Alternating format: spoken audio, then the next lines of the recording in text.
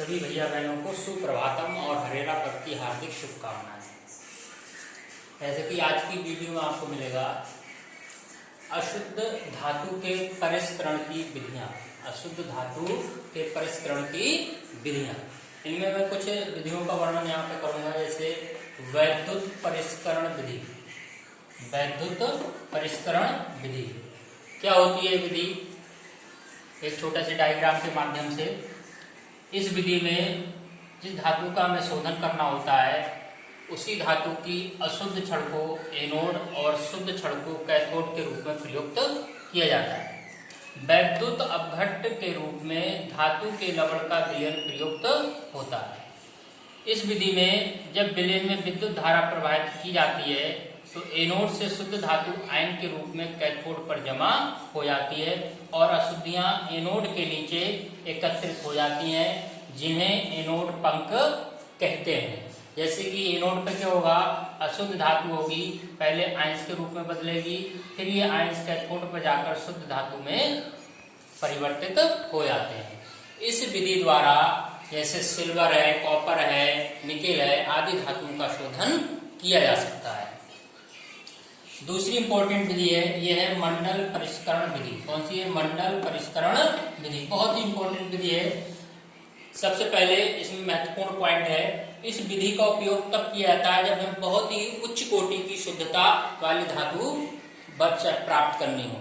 जैसे ट्रांजिस्टर अर्धचालक बनाने के लिए जिन धातुओं का प्रयोग होता है, इंडियम है, गैल्यूमीनियम है, जर्मेनियम आदि धातुओं का शोधन इस विधि द्वारा किया जाता है।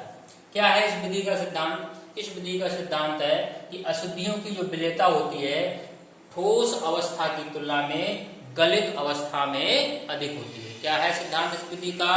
अशुद्धियों की विलेयता ठोस अवस्था की तुलना में गलित अवस्था में अधिक होती है। इस विधि में क्या करते हैं?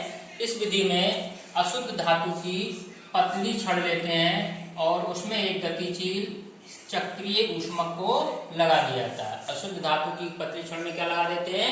गतिशील चक्रीय ऊष्मक को लगा दिया जाता है। जैसे ही ये गतिशील चक्रीय ऊष्मक आगे की ओर बढ़ता है और गलित भाग से शुद्ध धातु क्रिस्टलित हो जाती है और अशुद्धियां इसी गलित भाग में रह जाती हैं। इस प्रक्रिया को तब तक दोहराते रहते हैं जब तक कि अशुद्धियां एक ओर और शुद्ध धातु दूसरे सिरे पर न पहुंच जाए।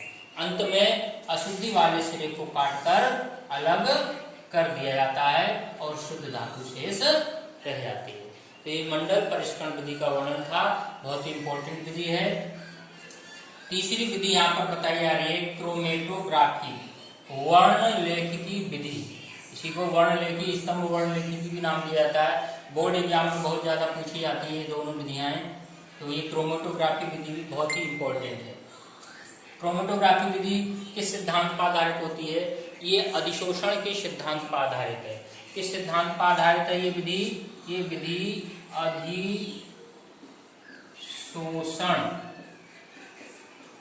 के सिद्धांत पर आधारित होती है। किस सिद्धांत पर आधारित होती है?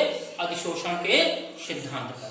क्या करते हैं इस विधि में? इस विधि में जो हमारा मिश्रण होता है उसको गैसीय या द्रव अवस्था में लेकर एक स्तंभ होता है, उसमें क्या होता है? अधिशोषक पदार्थ भरा होता है, उसमें से होकर गुजारा जाता है। अधिशोषक में से होकर क्या होता है?